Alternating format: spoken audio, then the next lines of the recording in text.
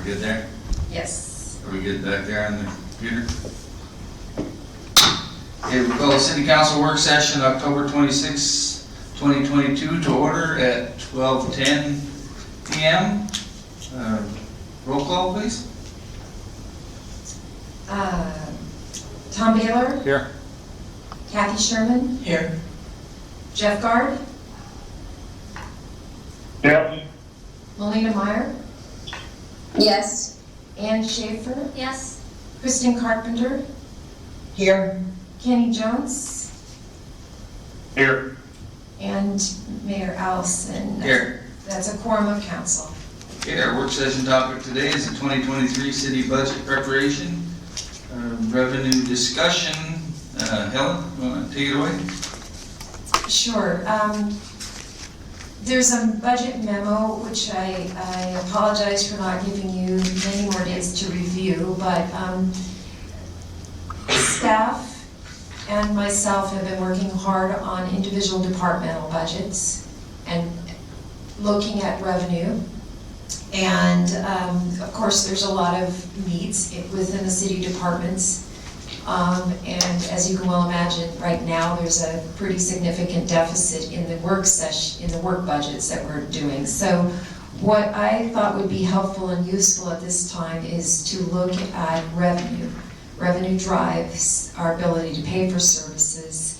So I want to have a conversation around the various revenue streams that we have available to us.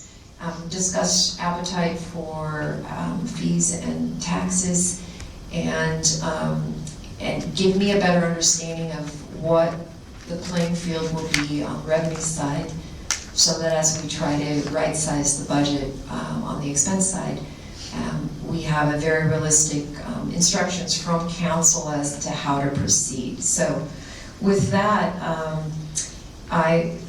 initially, there's two documents here. There's the revenue numbers year to date. It's a separate document in your packet. And then the initial budget revenue numbers that we have for FY23. The FY23 worksheets have a blue header on them. And at the top it says 2020 actual, 21 actual, and then the 22 amended budget, as well as the proposal for FY23. The other document that's there, that's starts on page 6, is a fund summary as of 10/25/22. That's actual receipts as of that date, the year-to-date actual, the budget, and then it shows the variance. And that's just to give you a sense of where we are this calendar fiscal year. Wanted to let you know on the projection sheet that's got the blue headers on it, the FY23 proposal that says in progress. We have projected revenues as closely as we can and try to anticipate how they might look next year. Property taxes right now are budgeted at a level, so you'll see that 2.8 million for the amended budget in 2022, as well as the proposed in 23. Sales taxes are based on our best estimates given this year's projections. Raw fish taxes, if you recall last year when we put the budget together, rather than just using actuals, we are going to start using a 5-year rolling average so that we don't have these large variations depending on the catch and the associated raw fish tax with that catch. And then again, we've not done anything on the fee schedule, so these budget numbers do not reflect any revenue changes on fee schedule or property taxes. Going on to the goals for the work session, I'm hopeful that you can kind of confirm direction for and what our revenue objectives might be. Want to take a look at property and sales tax, and discuss a little bit around that, where you think we should be going, the fee schedule, generally what we want to do on that. And then there's some buckets that, of resources that we have available to us one time, and getting a better sense from council as to how you might want to consider those. The school bond debt reimbursement, we received additional money to make up the difference between what we were promised for school bond debt reimbursement and what we actually received from the state. So in 2017, 20, 21, and 22, the governor made up that difference from prior years. So that's available as a $1.9 million pot. And then the other is the ARPA receipts that were awarded for revenue replacement to the city. We've not yet expended those resources. And we did budget for them for last year, in the at least half of those, around $572,000. If those get expended this year, they were in the budget, they were in the approved budget for FY22. There still is a balance of around $575,000 that council needs to direct step on how those might be used. They were awarded as revenue replacement with the understanding that many communities had issues with revenue during the COVID pandemic. They need to be expended by the end of FY24. Initially it was the end of FY23. They did make an extension, so that's where we are with that. Are they in one of the Last year's budget, yeah, they're in last year's budget. They'll be under the FY22. Let's see, where are they? Got these other governmental.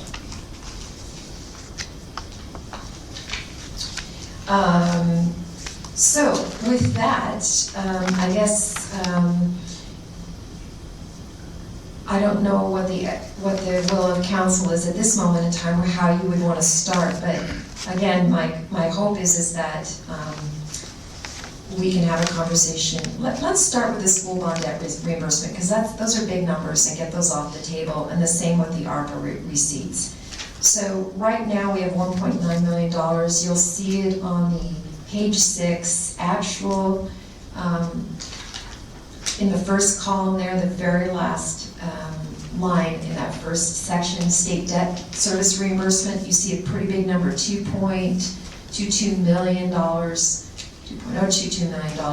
That is the entirety of this $1.9 million, plus what we received for the FY23 school year earlier in the year. So, will of council, there's some conversation. You could reimburse the general fund, which is where those initial payments came from. You could do a combination of things. It could be used to maybe fund some capital projects. We do have some road project matches for White Shed and 2nd Street that are going to be coming up that are not insignificant. So there's a lot of opportunities there. If you want to have an open conversation around that, some direction on how you might want to utilize those funds would be useful. Yes, Mr. Mayor. Yeah, go ahead, Kristen first, and then Ken. Thanks. I was just going to say, I think it'd be great to save, to put some of it in a reserve fund, and I'm not sure what the right number is. Maybe it's 50%, because it would just be great to have a reserve for future surprises. But I do think, just as the city manager was saying, if we can use some of that money to leverage grants, there's just so much grant money coming out right now, and a lot of times for local governments, finding that match is really the hard part. So if we had some of it that could be used to help with matching funds, I think that would be terrific. Thank you. Councilmember Jones?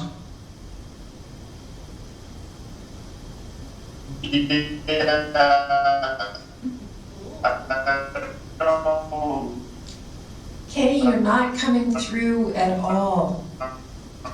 Disagree with that. Sounds great, but Can you hear me? Yes, now we can, thank you. Okay, sorry.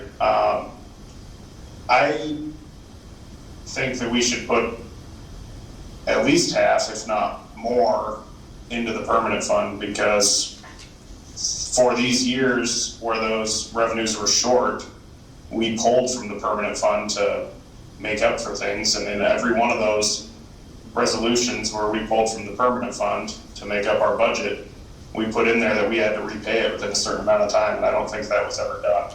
And this is a good opportunity to replenish the funds that we took from the permanent fund when those shortfalls were incurred.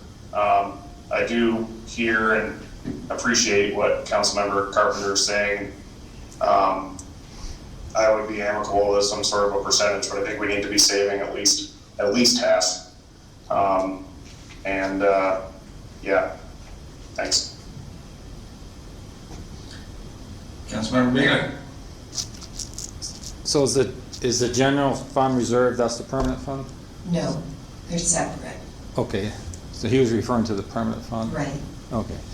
General fund reserve, what does it take to pull money out of that as far as the vote? Is it just 4? Yeah. Oh, there we go.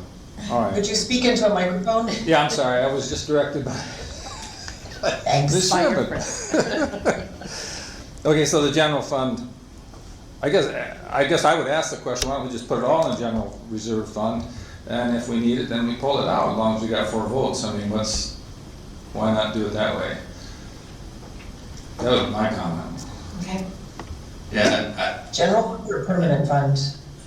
That was the question, I'm sorry, you probably didn't hear me, that's the question I asked, was the permanent fund, general fund. So the general fund just takes 4 votes to spend the money, and the permanent fund takes 7.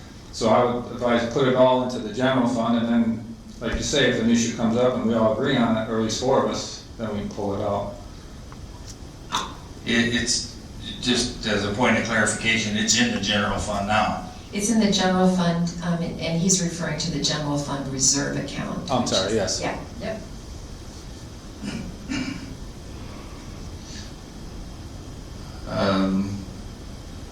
To your right.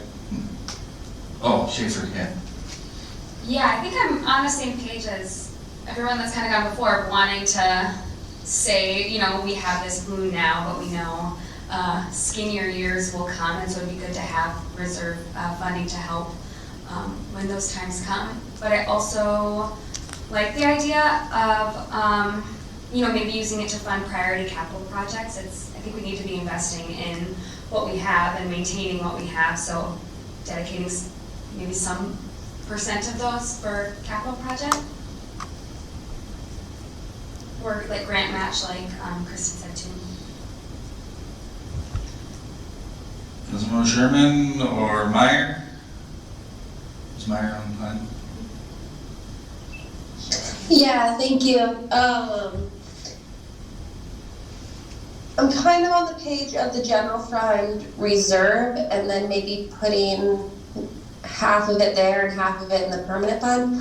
But I would like to see some numbers before making that kind of decision of what is our general fund reserve and where is our general fund and where is our permanent fund, just so that we know where they're at. And some years we've been pulling from this fund and that fund and doing different things, and it's been really tight, so it'd be nice to stick this money away, maybe even in different pots to kind of spread it out, and then if we need to match and leverage some of the money for grant funding available, or have it sit in savings for a while. I think we should look at all those possibilities, but I just don't know where each of those funds are at and what kind of goals we should be setting of where they should be at all times. So that's my input. Thanks. Councilmember Sherman? So I have a couple questions. I'm trying to remember what the numbers are for the matches on White Shed and 2nd Street.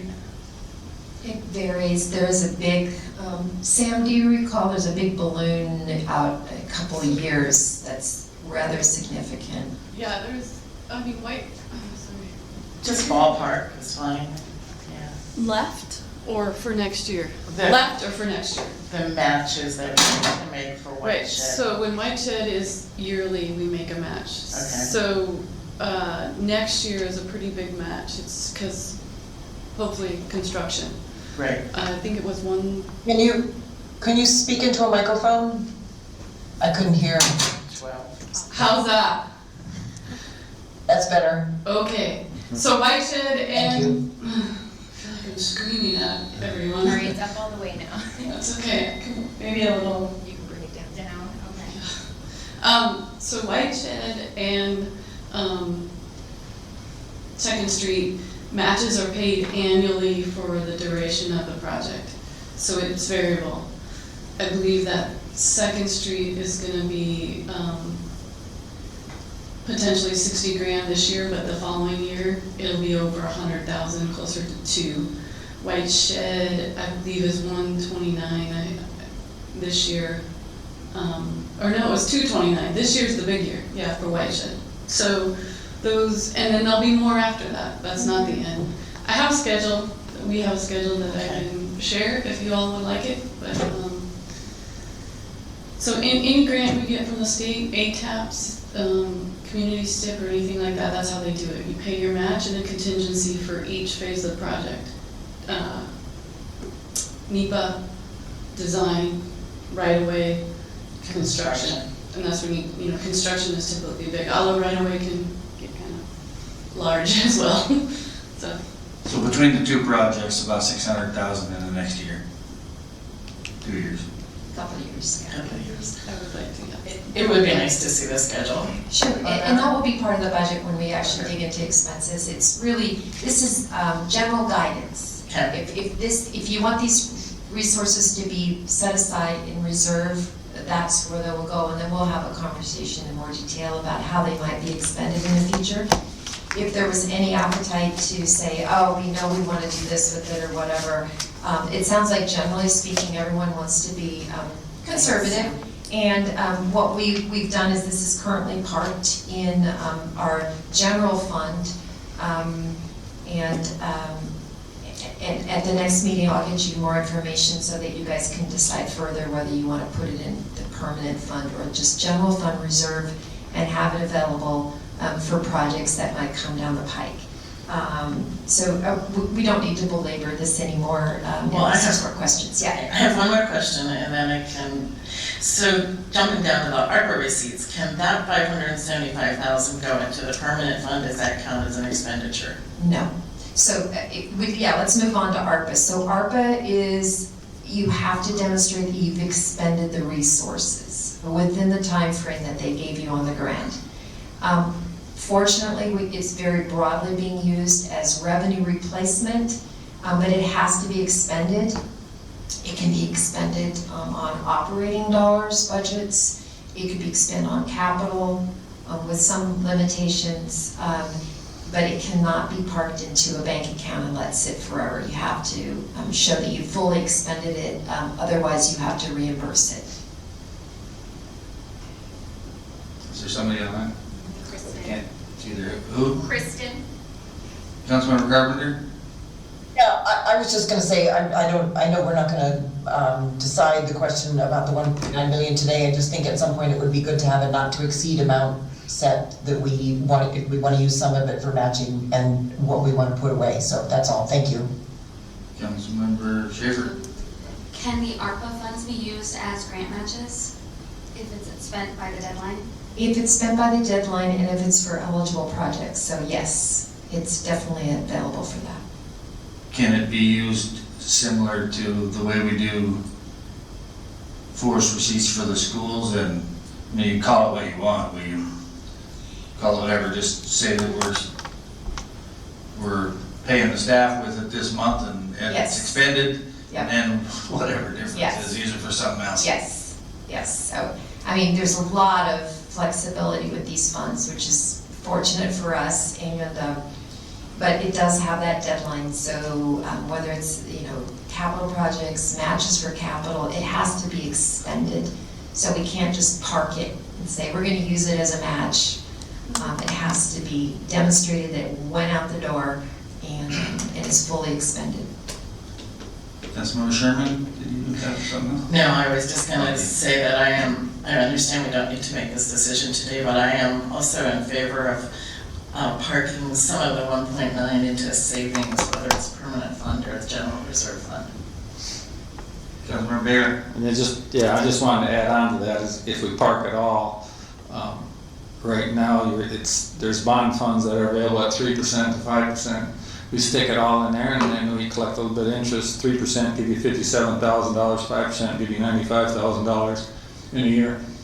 You know, put it there and if you need to pull it out. So let's invest it. Yeah. Councilmember Gart, did you have anything?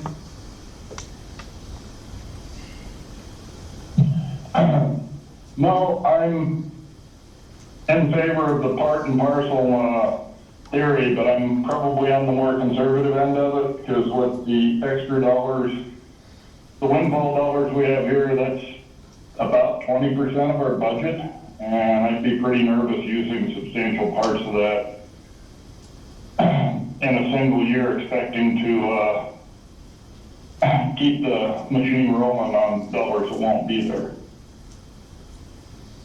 So I guess that's about all I've got. Thank you. So we know where we're headed on that then. Yeah, so, and that is true with the ARPA funds as well. As I said last year, it was put in the FY20, the current existing year budget, it's in there as a revenue replacement number. And so the appetite, it sounds like from council, is to not expend any of these resources on operating dollars, potentially special projects or capital that are one-time. Does that seem to be a collective understanding? I just want to make sure. I think it's difficult to answer that without seeing where we're at on the expenditure side as well. I think sounds to me like council wants to be conservative with it, but I think on those ARPA funds, we could say spend those next month on the bills, and then it's expended and we're done with that, and then, you know, that just leaves that much more in our general fund to work with on whatever budget we come up with, you know, if we're worried about expending those in the proper amount of time. But I think you're gonna get the same discussion from council as we just had with the school bond debt reimbursement, and until we know what the expenses are, it's hard to gauge that. But anyway, that's my thoughts. Anybody have anything other than that? So I just want to make sure I'm clear. So in presenting these numbers, there's an opportunity, especially with the ARPA funds, for it to help fund our operating budget. I can build the operating budget with an understanding that we could use a portion of this or none at all as a plug. It will change how I cut or balance the budget, let's just put it that way. So again, if there's any appetite at all to use this for operating, it would be helpful to know that, and if you want to just wait, I'll present a deficit budget and then you guys can decide, do we want to plug this or not, and then I'll know where to cut after that. So I just want to. Councilmember Schaefer? Yeah, I think for me, it would be good to see the budget without the ARPA funds, like filling the gaps, so then we can prioritize and just see where we are without them included in the operating budget. That's my opinion. I concur with that. Yeah. Online, anybody have any thoughts other than that?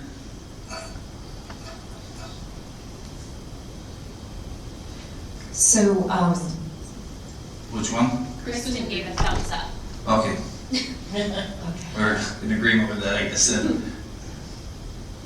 So what I'll do then is I'll present a budget and cutting as tight as I possibly can, and if there's a deficit, then you all get to decide how potentially, you know, what sources of funds that we might use to fill it, whether it's property taxes, sales taxes, you know, use of some of these other fund sources, and that'll be helpful. But I'll present a budget with all of the expenses that we, as our department heads and everything, feel they need to do the work that you have asked us to do on the public's behalf. So we'll do that. I will commit to having that budget document hopefully by Friday. And then we'll have another work session next Wednesday, right before council. And you'll have had a full budget at that point in time with the revenues as we expect them, which is what's outlined on this document with the blue header. And I can just kind of go through these. And I also want to talk a little bit about fees and whatnot. I think both Duncan and Sam, maybe both of you could come up and we'll have a quick discussion around issues of, specifically around these enterprise funds and departments and the fee schedule. Council committed to a 5% increase per year over 5 years. We just sunsetted that as of this calendar year, the budget we're currently in. And the question then is, how do we want to proceed to go forward with that? And I'm just gonna, Duncan and I had some conversations around some issues, and then Sam and I also, and I want to turn it over. Duncan, you want to go first? Sure. Thanks. I just want to have a real quick discussion around where our philosophy sits around cost recovery. So at the moment, recreation has, for the financial year into 21, we had 11% recovery on our costs. This year, up to 30th of September, we're at 14.75%. We've got no policy around where we sit. What's the public good versus the private good, and therefore how much should people pay? My background and my experience says that magic figure sits somewhere between 20 and 40%. Therefore, the city general fund subsidises between 60 and 80% of the cost. But yeah, I just wanted to put that out there and see where's our magic point, right? As I said, I've worked on various models before. It might be that we decide that we want to fund recreation 100%. Right? So therefore there's no revenue. But that's a decision for council to make. So I'm looking at increasing our fees and charges somewhere between 5 and 8% across the board to cover increased costs. Inflation sitting at 8.3%. So we need to recover some of that. We need to, again, move, in my estimation, somewhere closer to 20% recovery. Could be higher, but it's going to take a while, and I don't want to introduce price shocks, per se. I just wanted to have a debate. I think what he's proposing, which is, again, a conversation I know I haven't had with you all since we started, and I really appreciated him bringing up, is the notion of, it often comes to bear that we say they're not paying their way, they're users of these various facilities, and that is indeed true, as he just identified, 14% cost recovery for the use of the various facilities that we have that we actually charge for and people use. There are other things that we don't charge fees for, but we maintain. And so he asked that question, and I quite frankly couldn't answer it, and I thought it was worthwhile to have a conversation around, what values do we place on certain services? What are the expectations around cost recovery, and what do we do to balance those kind of conversations? So it would just be, I think it may not be resolved today, but I think it's worthwhile to have that conversation so that we have a clear understanding of how we want to proceed. So. Anybody want to jump in there? Councilmember Schaefer? Well, the pool, it's never going to pay for itself, with these. So, and that, I think we do have a really strong there is a lot of value in providing that service to the public, and it's never gonna pay for itself. So that I'm not worried about. And same with the rec center and the programming, like that's, I think, super important for people's physical and mental health, and also for, you know, kids' activities and all those things. So I placed a really high value on it as a service, and I guess I don't know, in terms of what the recovery should be. But I'm not necessarily concerned with it paying for itself 100% or anywhere near that. Ms. Mayor? Yeah, well, we keep having this discussion every budget year. And I think the last meeting we talked about this is what does the public support, what does the public want? And then it got referred to our comprehensive plan, and one of our councilmen said, well, yeah, if you ask people, do they want a pool, do they want a park, they're gonna say yes. But what we never do is say, do you want a pool, this is what it's gonna cost. Do you want a park, this is what it's gonna cost. So that's what I was hoping for before we got into this budget, and as Parks and Rec could take it on, the committee, get with the public, what do they support? But you've got to tell them, well, we want to have a dark, you want to have a pool, this is what it's going to cost us. These are the fees, do you still support it? How much can you support it? Because I think for the 7 of us to make these decisions is just wrong. I think we need public input. I mean, I don't use the pool, I don't use Bedarkie, and then I'm going to sit here and judge on, well, we should support it. Now, I realize that the city needs to support these things, that the question goes back to what percentage. So I think we need to hear from the public on this. So that's, we talked about this before, we never had those meetings. I think it needs to happen. Online, anybody? Melina's got her hand up. Councilmember Meyer? Yeah, this is Melina. Yep, go ahead. I was looking over the Parks and Rec's fee schedule and discussion in that meeting packet. And I guess one thing that jumped out at me was the annual passes were quite a bit of a discount from the monthly passes. And I kind of had questions about, you know, how many people do monthly passes and if they do yearly, because I agree with Councilmember Schaefer. I think these are very important parts of our community to have them accessible. And maybe we need to raise the fee on some of these things, but some of the people that maybe would benefit from a yearly pass maybe can't give up that much money all in one go. So I'm just curious about like the breakdown, and we raise costs, but maybe we could do payment plans for yearly passes or something.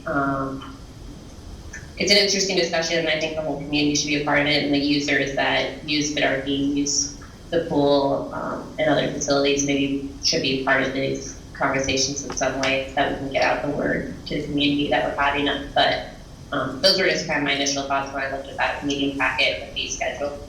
Thanks.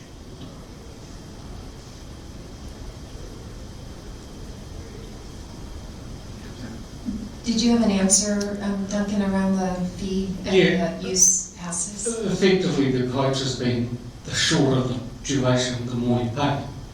So, hence the annual one is not even $1 a day for use of the pool and the gym. Whereas people who come for a short duration should pay more. I don't have the numbers to hand, but the majority of our sales are annual passes, and it's usually only the seasonal people who buy month to month. But again, we're giving people choice. Yeah.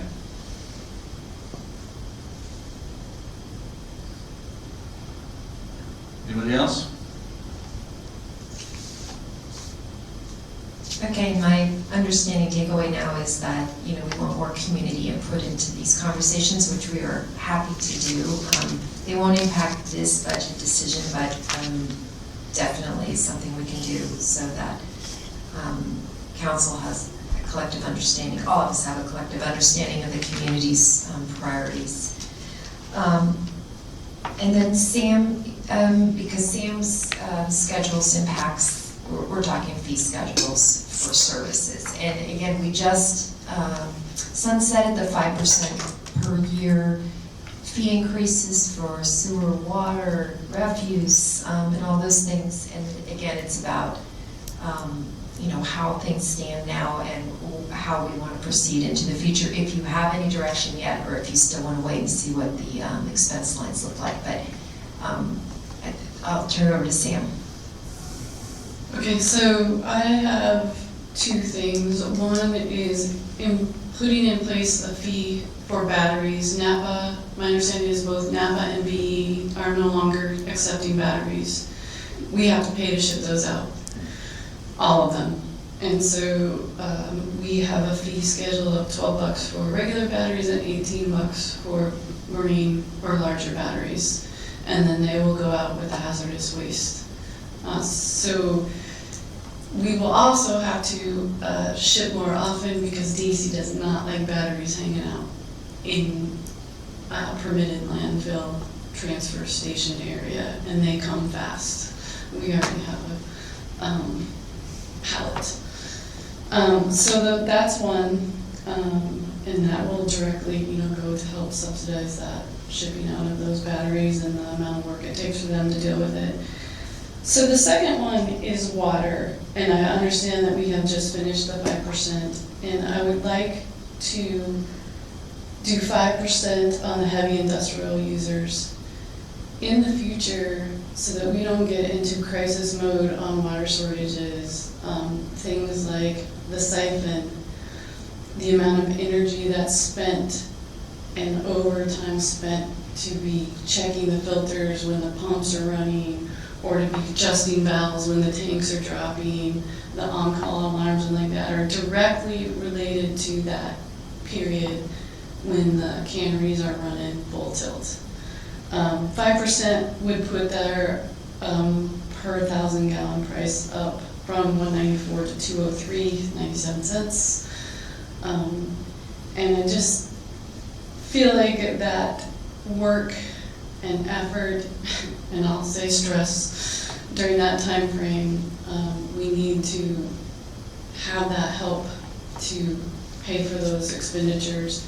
I mean, to keep water rolling, Crater Lake Siphon, talking with engineers about a booster pump at Murchison because to try to get more water out of there, and those kinds of things are just directly related to those large volumes of water going out the door from normal use of under a million gallons a day to 3.5 million gallons a day. So that's my pitch, I guess. 5% for just the heavy industrial users, no sewer increase, no fee increase for refuse other than the batteries. Those are gonna definitely bring a cost for us. And I think this is an acknowledgement of, and maybe a departure from how we handle it currently, which is those high users are going to get charged different kinds of rates. No, they already get charged, but the burden of the cost increases is going to fall on them and not on the residential users. Just a quick question before we go around for comments. Are their expenses tracking similar to inflation, or how are their expenses tracked? Are their expenses going to be 8.5% higher next year? The enterprise? Yeah, the Enterprise enterprise. ones? Yeah. Well, Or how are they tracking now? I mean, you know, it's so variable because it depends on the fishing year for water, sewer, and everything. But yeah, electricity's going up, fuel's going up. You know, everything's going to go up. Demands on their reporting for DEC. You know, if you want to go across the board, we wouldn't shut it down. We'd certainly accept it, but you know, we agreed to a 5-year 5%. Yeah. So. And I'll have those numbers for you with the expense. When the full budget is presented, you'll see the percentage increase in individual columns and then collectively by department of their proposed budgets over the existing budget. So. Yeah, I guess my point was that we just heard from the auditors that we're losing money on enterprise funds, so Keep that in mind. Councilmember Schaefer, you had your hand up? I did have a question. For the water increase, are you suggesting like just next year a 5% increase, or something like we had with the schedule over 5 years, 5% increase? I guess I hadn't thought that far into the future. So you were focused on next year, I was for the next focused on next next budget year. cycle, okay, Yeah, thank and you. kind of see where that puts us. I mean, if the canneries are pumping out fish, then it'll help facilitate that. But if they have a bad year, we're also not pumping out that much water. So that's kind of, but yeah, I think we'll see where we're at. We can get that increase. And how much a booster pump costs. When they're pumping out a lot of fish, they're theoretically making plenty of money too, so. Yeah. Anybody else have comments on that? I just, Councilmember Schaefer? I mean, Sherman? it's okay, we're close enough. I would be curious to see if that pays for the battery shipment. So I'd like to track that, but I think it's great, and we should be charging people to do that, and if we're gonna take it on. And I actually like the 5% for the heavy industrial users, and I say look at it for 1 year, but then maybe it is a permanent thing. So that was Councilmember Bailey? No, I support the increase. I mean, your users have to help pay for that. I mean, get something shipped down, you could pay anywhere from 40 to 60% fuel surcharge. I mean, private companies do it, so. Yeah, I support it. Anybody online?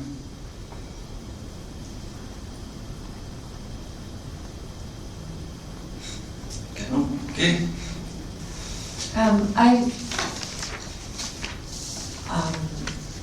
As I said, I'm committed to having a full detailed budget. It will not be a balance, but it'll give you a sense of the direction that the departments are going and the requests that have been made. And then you'll see the revenues. I will not populate it with any of the ARPA money or anything like that, and then you guys, at the next meeting, can start having a conversation and give me direction on cuts and or revenues to use for plugging holes. So thank you for this, and yeah, I feel like I got some better direction, so I appreciate that. Thank you very much.